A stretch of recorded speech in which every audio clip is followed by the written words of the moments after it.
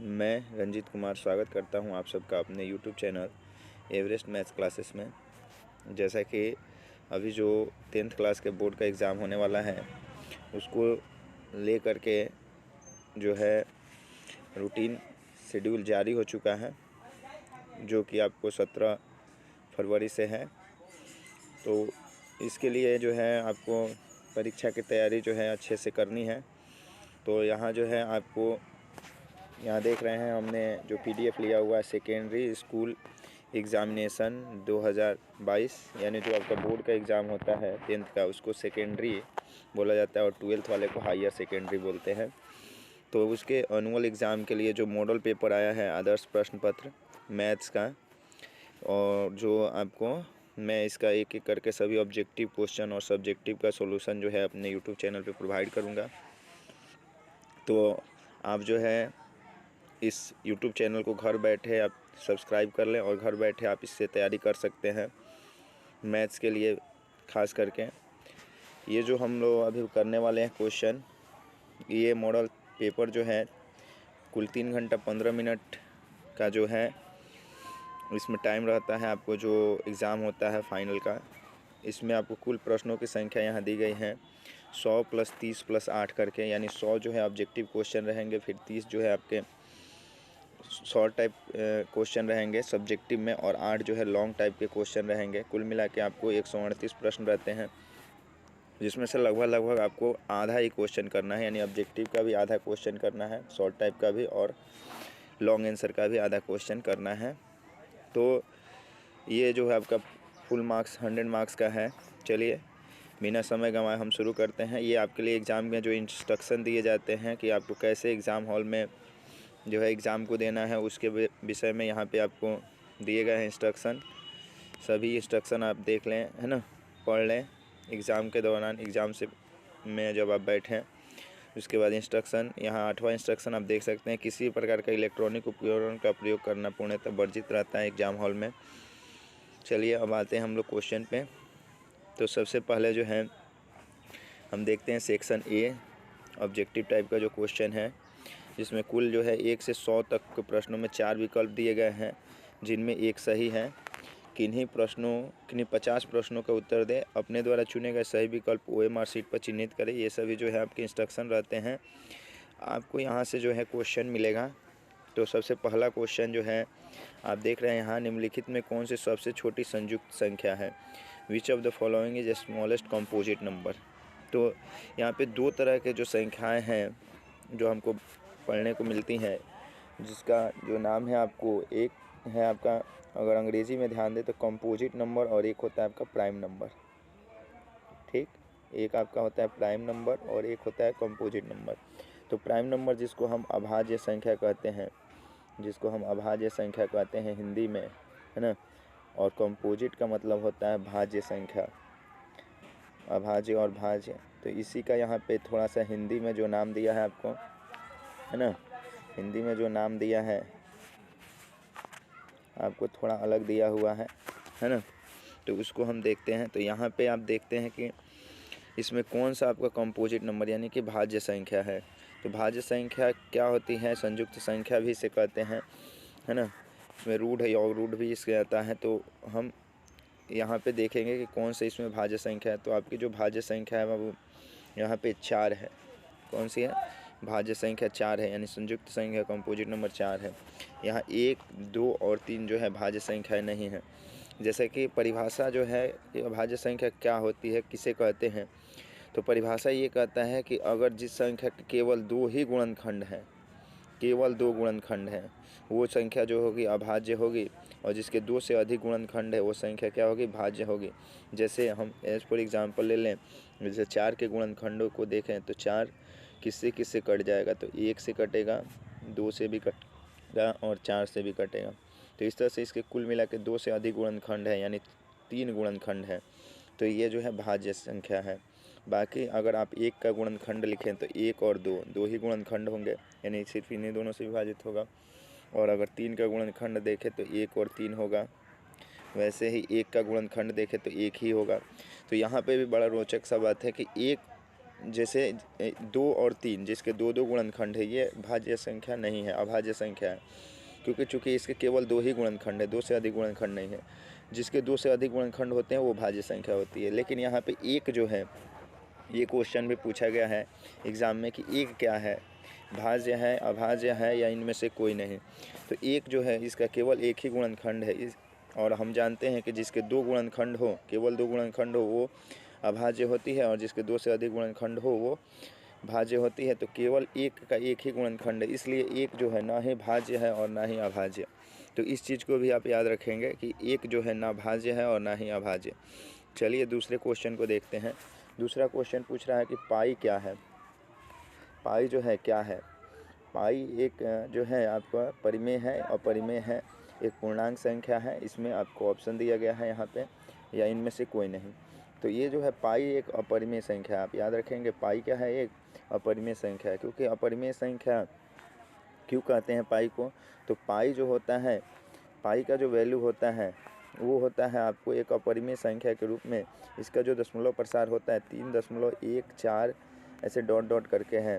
तो ये जो है ये एक अशांत संख्या है, अशांत दशमलव है और अनावर्ती है। तो जो संख्याएं अशांत और अनावर्ती हो, यानी उसका कोई पैटर्न ना मिले, तो वैसी संख्या जो होती है आपको अपरिमेय संख्या की श्रेणी में रखी जाती है।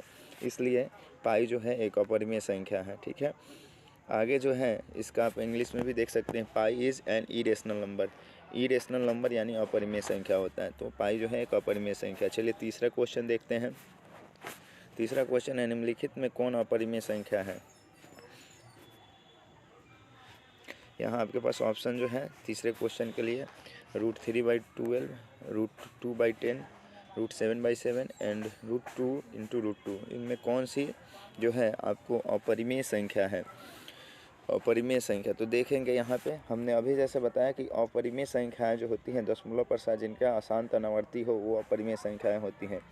तो जैसे कि मान लेते हैं हम यहाँ पे अगर कोई भी संख्या रूट में हो जिसका पूरा वर्गमूल यानी स्क्वायर रूट ना निकले, तो वो संख्या अपरिमेय मानी जाती है। चूँकि इनका भी दशमलव निरूपण जो है, जैसे √2 का जो पॉइंट वैल्यू होता है 1.414 डॉट डॉट डॉट होता है। तो ये जो है एक अपरिमेय संख्या है। ठीक है, तो ये अपरिमेय संख्या है क्योंकि चूँकि इसका दशमलव प्रसार अशांत अनावर्ती है। तो ये जो है आपको रूट में जो संख्याएं हों जिसका पूरा वर्गमूल नहीं निकले वो अपरिमेय होती है। तो यहाँ हम देखते हैं √3/12, पहले ऑप्शन को देखते हैं √3/12। तो √3/12 जो है इसको अगर हम सॉल्व करेंगे तो ये हो जाएगा आपका जो है रूट में, जैसे 3 से 12 को डिवाइड करेंगे तो ये हो जाएगा 4 और ऊपर 1 हो जाएगा, तो √1/4 हो जाएगा। और यहाँ पे क्लियरली 1 का रूट 1 हो जाएगा, 1 का स्क्वायर रूट 1 हो जाएगा और 4 का स्क्वायर रूट 2 हो जाएगा। तो ये एक परिमेय संख्या है 1/2। तो यहाँ पहला वाला ऑप्शन जो है परिमेय है। उसी तरह से अगर आप तीसरे ऑप्शन सी को देखते हैं तो ये भी परिमेय है। 7 से 7 यहाँ डिविजिबल होगा, 1 होगा और 1 का स्क्वायर रूट जो है 1 हो जाएगा। तो ये भी परिमेय है। और ये तो डी ऑप्शन देख रहे हैं ये भी परिमेय है। √2 में √2 से मल्टीप्लाई करेंगे तो ये होगा √4 और 4 का रूट जो है फिर आ जाएगा 2। तो ये भी एक परिमेय संख्या है।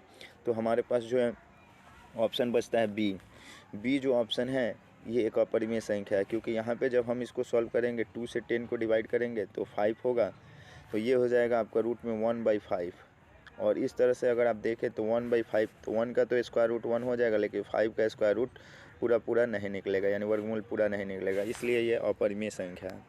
ठीक है, तो ये हुआ दूसरा क्वेश्चन। तो इस तरह के क्वेश्चन जो है एग्ज़ाम में रहना ही है। तो आप ध्यान देंगे कि अगर परिमेय और अपरिमेय से जुड़ा हुआ क्वेश्चन कोई पूछता है तो जिस तरह का दशमलव प्रसार के बारे में हमने बताया, दशमलव प्रसार भी दे सकता है। तो जो दशमलव प्रसार अशांत अनावर्ती हो यानी जिसका कोई पैटर्न ना हो, वो रिपीट ना करे, वो अपरिमेय होगा। बाकी अगर कोई रिपीट कर रहा है तो वो परिमेय होगा। अगर आपको क्वेश्चन दे दें कि निम्नलिखित में कौन अपरिमेय है और उसमें 1.4 रेकरिंग कर दिया ऐसे करके, तो ये एक परिमेय संख्या। चूँकि रेकरिंग का मतलब होता है कि ये रिपीट कर रहा है। तो इसका अगर पैटर्न मिल रहा है, जिस भी दशमलव का अगर पैटर्न मिल रहा है यानी अशांत आवर्ती है, तो वो क्या होगा आपका परिमेय होगा। और अगर अशांत अनावर्ती है तो वो अपरिमेय होगा। रूट में भी हमने आपको अभी बता ही दिया कि आप रूट निकाल करके उसका चेक कर लेंगे, देख लेंगे कि जिसका भी वर्गमूल या स्क्वायर रूट पूरा निकल जाए वो समझिए कि परिमेय होगा, जिसका नहीं निकले वो क्या होगा, अपरिमेय होगा। ठीक है, और ये भी रखेंगे याद कि पाई जो है एक अपरिमेय संख्या है, तो साथ में ये भी याद रखेंगे कि पाई सिर्फ ना पूछ देगा पाई बाई 2 ये कौन सी संख्या है, तो ये भी अपरिमेय है, या 2 पाई कर देगा, 2 पाई भी अपरिमेय होगा, या है ना पाई प्लस 2 ये भी अपरिमेय होगा। यानी अगर पाई अपरिमेय संख्या है तो उसके साथ हम कुछ भी जोड़े या घटाएं तो वो अपरिमेय संख्या होती है। इससे जुड़ा हुआ एक और क्वेश्चन ऐसे भी पूछता है कि आपको √2 + 2 ये क्या है, तो ये भी एक अपरिमेय संख्या है, क्योंकि √2 में √2 को जोड़ेंगे, सिर्फ 2 को जोड़ेंगे या √2 को भी जोड़ेंगे तो ये अपरिमेय ही रहेगा, यहाँ पे आपको 2√2 होगा। ठीक है, जबकि मल्टीप्लाई फॉर्म में देखें हमने यहाँ √2 में √2 से गुणा किया तो ये परिमेय हो जाता है, चूँकि √2 × √2 √4 हो जाता है, और √4 का जो है स्क्वायर रूट फिर 2 आ जाता है, तो ये एक परिमेय हो जाता है। ठीक है, तो इस तरह के क्वेश्चन को आप ध्यान में रखेंगे कि अंडर रूट से जुड़ा हुआ क्वेश्चन पूछ सकता है। अगला क्वेश्चन है क्वेश्चन नंबर 4 कि दो संख्याओं का लॉसा और मौसा बराबर है तो संख्याएं होंगी। ये जो एचसीएफ और एलसीएम से जुड़ा हुआ क्वेश्चन है पहले ही पाठ का आपका जो है वास्तविक संख्या में है, जो कि आपको पढ़ना है कि इन दोनों संख्याएं, अगर दो संख्याओं का लॉसा और मौसा बराबर है तो दोनों संख्याएं होंगी। तो इसका जो होगा बाबू आंसर होगा कि अगर लॉसा और मौसा बराबर है तो दोनों संख्याएं बराबर होंगी। ठीक है, अब जो है अगर इस तरह का क्वेश्चन जो है अगर आपसे पूछे कि दो संख्याओं का लॉसा और मौसा बराबर है तो आप बन लगाएंगे कि दोनों संख्या बराबर हैं। इस पे आधारित भी अलग अलग क्वेश्चन जो है आते हैं, जैसे कि एक क्वेश्चन ये पूछता है कि दो क्रमागत सम संख्याओं का मौसा क्या होता है।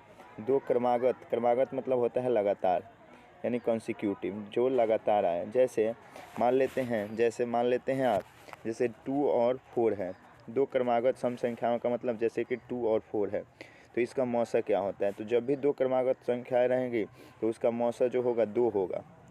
दो क्रमागत सम संख्याओं का मौसा 2 होता है, तो ये याद रखेंगे। ये भी इम्पोर्टेंट ऑब्जेक्टिव क्वेश्चन है कि दो क्रमागत सम संख्याओं का मौसा जो है 2 होता है। ठीक है, और ये क्वेश्चन एक मौसा से और जुड़ा हुआ पूछता है कि दो सहअभाज्य संख्याओं का मौसा क्या होता है। तो जब भी दो सहअभाज्य संख्याएं होंगी तो उनका मौसा जो होता है वो 1 होता है। ठीक है, दो सहअभाज्य संख्याओं का मौसा जो है, सहअभाज्य संख्याओं का मौसा 1 होता है। देखिए यहाँ ऑप्शन में जो सहअभाज्य है इनका मौसा जो होता है 1 होता है। दो सहअभाज्य संख्याओं का मौसा जो है 1 होता है। ये कैसे होता है, तो सहअभाज्य संख्या की परिभाषा ही है, वैसी दो संख्याओं जिनका मौसा 1 हो उसे सहअभाज्य कहते हैं। सहअभाज्य संख्या की परिभाषा क्या है कि वैसी दो संख्याएं जो जिनका एचसीएफ यानी मौसा जो हो 1 हो वो सहअभाज्य होती हैं। जैसे कि आप ले लेते हैं एग्जाम्पल के लिए कि अगर आपने लिया 4 और 9 जो है ये दो सहअभाज्य संख्याएं हैं, क्योंकि इन दोनों का एचसीएफ जो होगा 1 आएगा, क्योंकि 4 और 9 को विभाजित करने वाली कोई भी संख्या नहीं है जो इन दोनों को पूरी विभाजित करे, वो है 1 से ये दोनों पूरे विभाजित होंगे तो इनका मौसा जो हो जाएगा 1 हो जाएगा। ठीक है, तो ये सहअभाज्य संख्या है। ठीक है, तो दो सहअभाज्य संख्याओं का मौसा कितना होता है, याद रखेंगे 1 होता है। ये भी एचसीएफ से जुड़ा हुआ क्वेश्चन पूछता है। ठीक है, ऐसे भी बहुत सारे और भी क्वेश्चन हैं, देखते हैं आगे बनाते हैं क्वेश्चन। तो यहाँ पे 5वां नंबर क्वेश्चन जो है यहाँ है 5वां नंबर क्वेश्चन है 0.29 का रेखरिंग जो है इसका वैल्यू क्या होगा। तो इसको बनाने का इस तरह का क्वेश्चन अगर आए एग्ज़ाम में तो यहाँ पे हम आपको एक शॉर्टकट तरीका बता देते हैं। जैसे आपका है 0.29, ठीक है, 0.29 रेखरिंग है। तो यहाँ पे हम क्या करेंगे कि ये पूरे वैल्यू को, यानी अगर यहाँ पे पॉइंट के पहले कोई नंबर होता है उसको भी लिख लेते हैं, 29 हो जाएगा ये पूरा वैल्यू, और माइनस जिस पे रेखरिंग नहीं है उसको घटा देंगे ये वाला नंबर। जैसे 0 पे रेखरिंग नहीं है तो 0 माइनस कर दिए, और बटा में जितने डिजिट पर रेखरिंग है डिसमल के बाद उतना हम यहाँ पे 9 लिख लेते हैं, उतना नीचे क्या लिख लेते हैं 9 लिख लेते हैं। तो यहाँ पे आपका कितना आंसर हो जाएगा 29 माइनस 0, तो ये हो जाएगा 29 और बटा में 99 यानी 99। तो 29/99 जो है इसका सही ऑप्शन होगा, और ये है डी, इसका सही आंसर जो होगा डी होगा। इसमें अब एक एग्ज़ाम्पल हम थोड़ा सा आपको समझाना चाहेंगे दूसरा, कि अगर इस तरह का क्वेश्चन ना हो और दूसरा क्वेश्चन हो तो आप कैसे करेंगे। जैसे अगर क्वेश्चन हो 1.29 और रेकरिंग हो, तो इस क्वेश्चन को आप कैसे करेंगे। तो इसके लिए क्या है कि हमने क्या बताया आपको, पूरा नंबर लिखना होगा 129 129 और इसमें से आपको माइनस करना पड़ेगा 1 और बटा में जो है 2 डिजिट पर एक रिंग है तो 2 9 नीचे हो जाएगा। तो इसका जो आंसर आ जाएगा आपका देख सकते हैं कितना हो जाएगा, 129 में से 1 माइनस हुआ 128 और बटा में आपका 99 हो जाएगा। ठीक है, तो ये हो जाएगा आपका आंसर।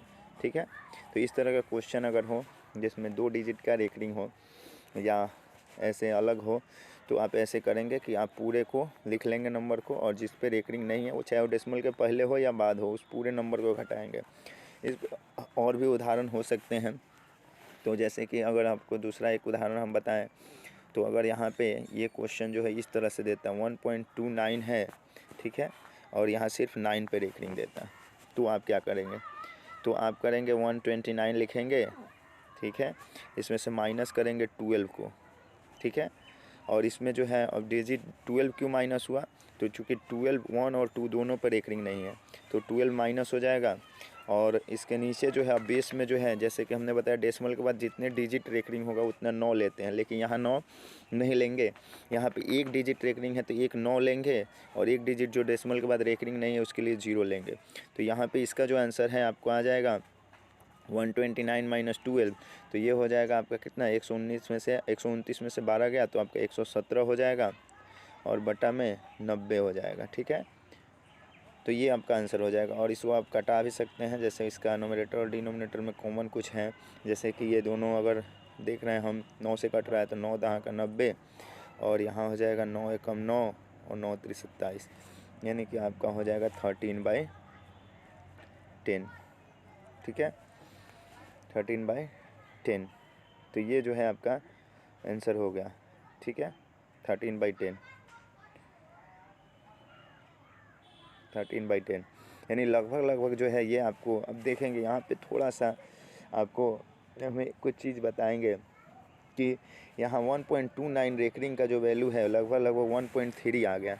13/10 का वैल्यू जो होगा ये हो जाएगा 1.3, जबकि फिर से हम 1.3 को डेसिमल में करके 1.29 रेकरिंग नहीं ला पाएंगे। तो यहाँ आप देखेंगे एक जो चीज़ है वो हमें दिखी है कि 1.29 रेकरिंग का जो वैल्यू हुआ है इसका मतलब क्या हुआ, वो 9999 आपको .2 आया है। तो ये जो है लगभग 1.29 से बढ़ते हुए 99 रेकरिंग है, तो ये लगभग जो है 1.3 के बराबर हो गया। ठीक है, तो जैसे ही हमने इसको रेशनल में बदला ये 1.3 हो गया जो कि करेक्ट आंसर है।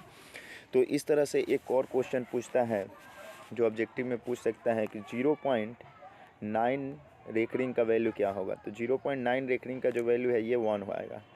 ये कितना होगा, 1 होगा। कैसे होगा, तो चलिए हम लोग अपने तरीके से बनाते हैं। जैसे हमने बताया कि 9 है, 9 लिखेंगे और माइनस में 0 करेंगे और बटा में जो है एक 9 देंगे, एक अंक पर रेकरिंग है डेसिमल के बाद, तो 9 माइनस 0 हो जाएगा 9 और 9/9 को जब हम कैंसिल करेंगे तो क्या आएगा हमारा 1 हो जाएगा। ठीक है, तो ये भी क्वेश्चन है आपको पूछ सकता है। ठीक है, तो इस तरह से 0.9 रेकरिंग का जो वैल्यू होता है 1 होता है, 2.9 रेकरिंग का जो वैल्यू होगा वो 3 होगा, है ना। इस तरह से बहुत ही आप क्वेश्चन को समझ सकते हैं, ठीक है, बना सकते हैं। तो आशा करता हूँ आपको ये चीज़ें समझ में आ रही होंगी। चलिए अगले क्वेश्चन पे देखते हैं। अगला क्वेश्चन जो है 7वां क्वेश्चन है कि निम्नलिखित में किसका दशमलव प्रसार शांत है। आपको बताना है कि 4 आपके पास दशमलव प्रसार दिए गए हैं, इनमें से किसका दशमलव प्रसार जो है बाबू शांत है। तो शांत दशमलव प्रसार क्या होता है पहले समझते हैं और इसको कैसे पता करते हैं। और एक होता है आपका अशांत। ठीक है, तो ये दोनों क्वेश्चन पूछते हैं किसका दशमलव प्रसार शांत है और किसका अशांत। अशांत दशमलव प्रसार 2 प्रकार का होता है, एक होता है अशांत आवर्ती और दूसरा होता है अशांत अनावर्ती। दूसरा क्या होता है, अशांत अनावर्ती। ठीक है, अशांत अनावर्ती। ठीक है, तो ये जो है 2 तरह के अशांत दशमलव होते हैं, तो इसमें हमको शांत बताना है। तो देखिए अगर कोई परिमेय संख्या है जिसके हर का गुणनखंड करने पर, जैसे हम इसके पहले हर का गुणनखंड करेंगे 40 और अगर इसका गुणनखंड करने पर इसके गुणनखंड में जैसे ये 2 से कटेगा 20, फिर 2 से कटेगा 10 और फिर 2 से कटा 5। तो अगर इसके हर का गुणनखंड करने पर, अभाज्य गुणनखंड करने पर जो है केवल 2 या 5 आता है तो आप इसको मान लेते हैं कि ये क्या है, शांत है। इसका दशमलव प्रसार क्या होगा, शांत होगा। ठीक है, तो यही आपका आंसर भी है ए।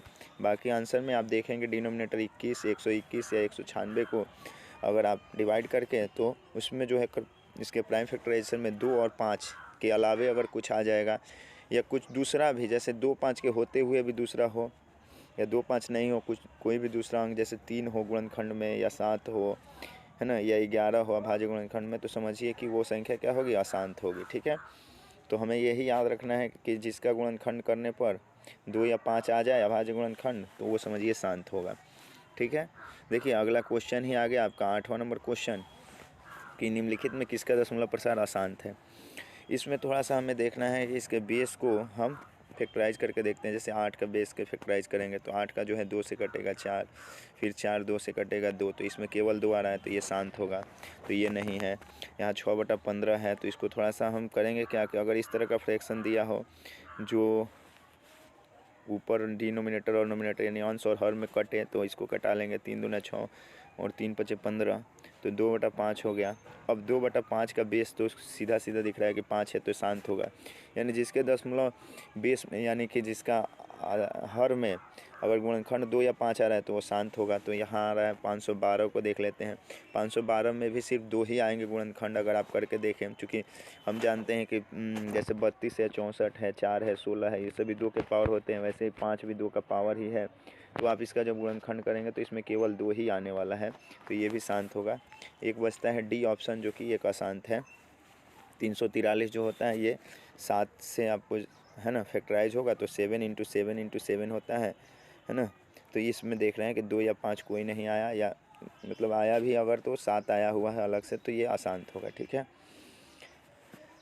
आगे देखते हैं कि क्वेश्चन नंबर 9 जो है क्या है।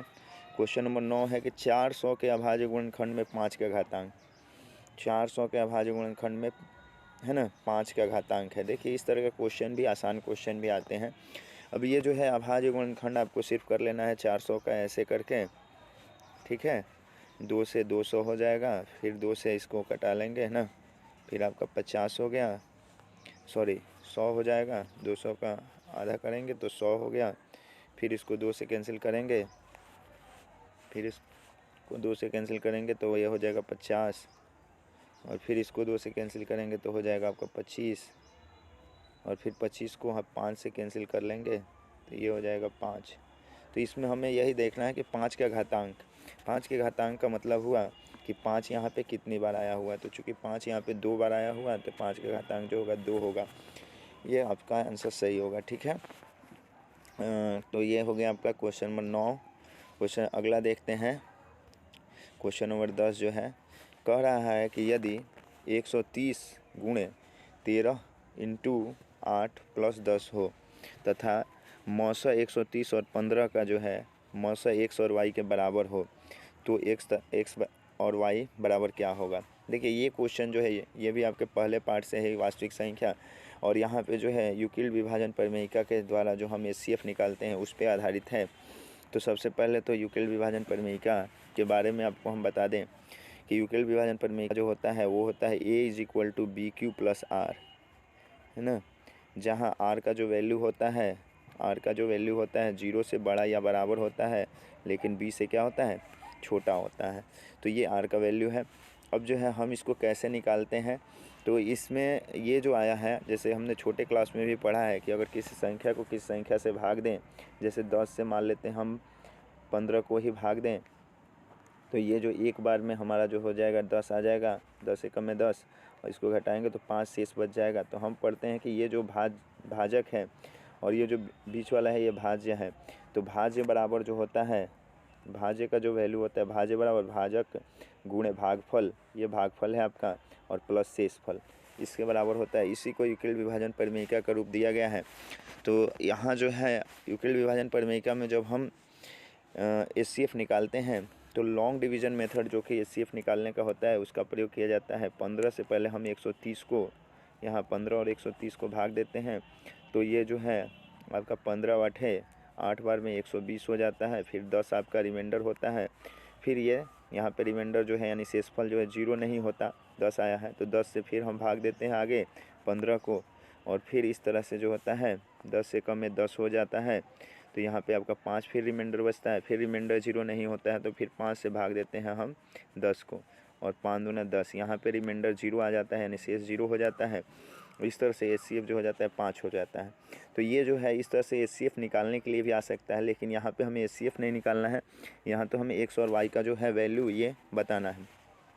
तो यहाँ कैसे होगा, तो यहाँ आप देखेंगे जो भी पेयर वाइज नंबर आए हुए हैं, जैसे 15 130 है, या 10 और 15 है, या फिर 5 और 10 है, इन सब का जो HCF जो होगा, इन सब का जो HCF होगा, जैसे 15 से हमने 130 में पहले भाग दिया, फिर 10 से 15 को दिया, फिर 5 से 10 को दिया, तो ये पेयर वाइज यानी दो नंबर जो हैं, इन सब का HCF जो है बराबर होगा, सबका HCF क्या होगा, बराबर होगा।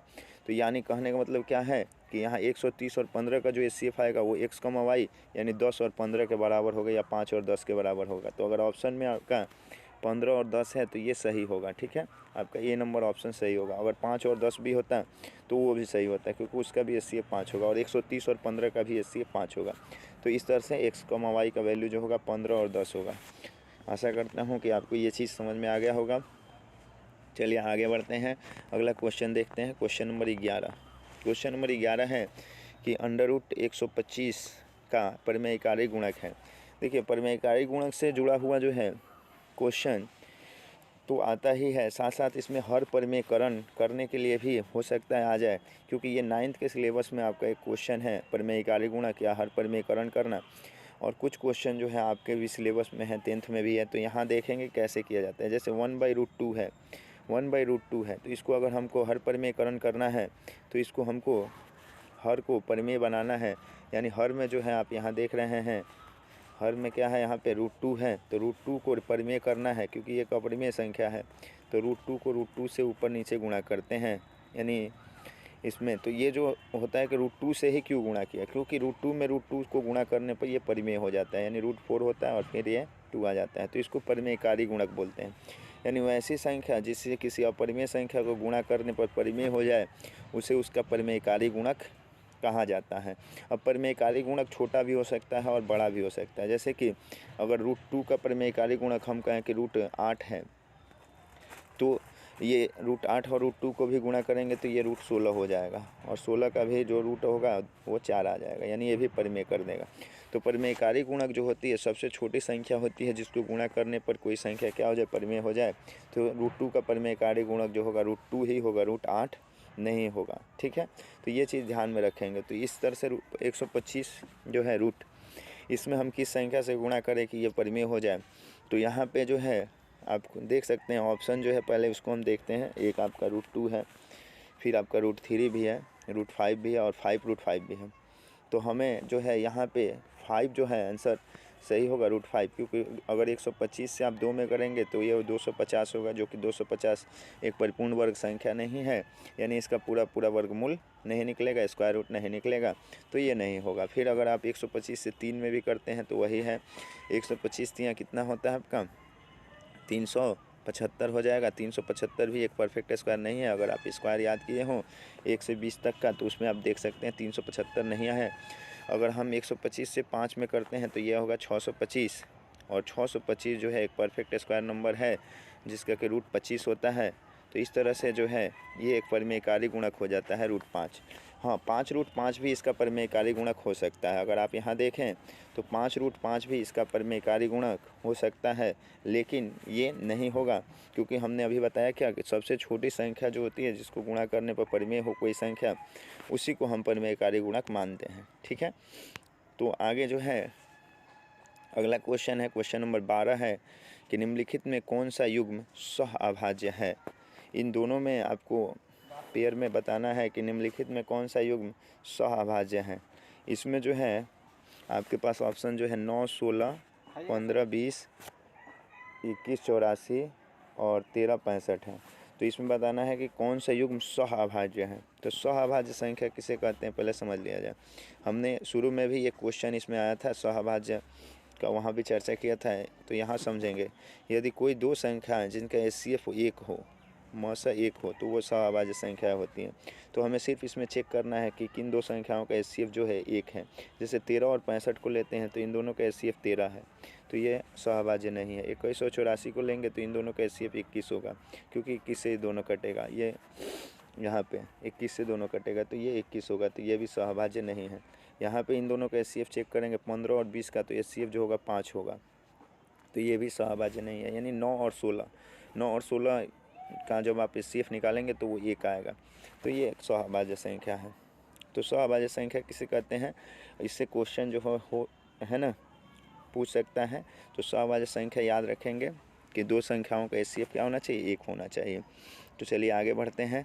अगला क्वेश्चन है 13 नंबर क्वेश्चन है, और ये जो क्वेश्चन है बहुत ही इंपॉर्टेंट दिख रहा है। रैखिक बहुपद में शून्यकों की संख्या होती है।